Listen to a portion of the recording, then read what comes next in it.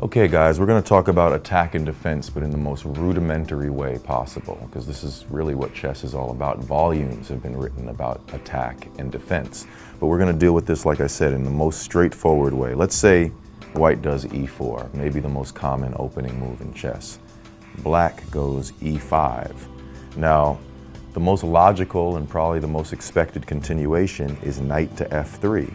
Why? Because we need to develop our pieces, our bishops and our knights immediately. So why not develop the knight that attacks black's central pawn? Now this could be defended in a few ways. We could go, for example, bishop d6, but that's not something that you're likely to see a strong player do because you're blocking your queen's pawn and therefore your queen's bishop, and it's just creating space problems for no reason. You could go d6, although you're falling behind in development. There's plenty of opening systems, I'm sure, where d6 is acceptable, but be careful not to fall too far behind in development. We could go queen to e7, but that's not really logical because you're blocking your king's bishop, which needs to be developed.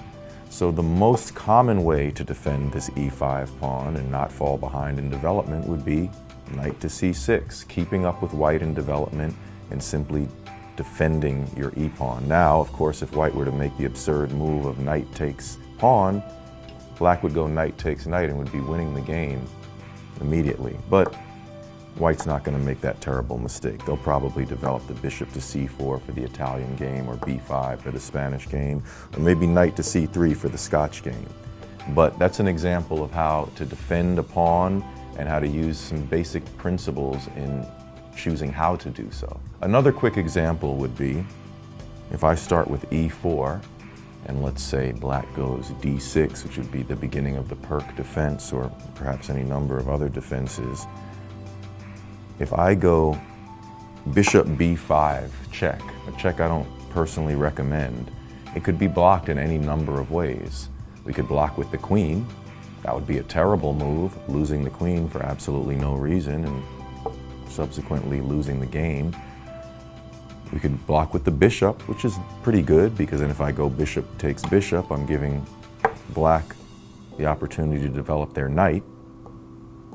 Or I could just go c6 and deflect the bishop, which is now retreating and maybe is going to get hit again with b5 and we'll have to retreat to b3 and so on. But the point is, this initial check, bishop to b5, can be blocked in any number of ways. It can be blocked with the pawn, the bishop, the queen, which would be awful. Oh, and the knight, which I didn't mention before, knight to c6, knight to d7. So there's any number of ways to defend this position, and a big part of being a chess player is deciding which is the best way to defend. So I would just recommend c6, make white retreat his bishop. Those are the most basic of the basics when it comes to attacking and defending.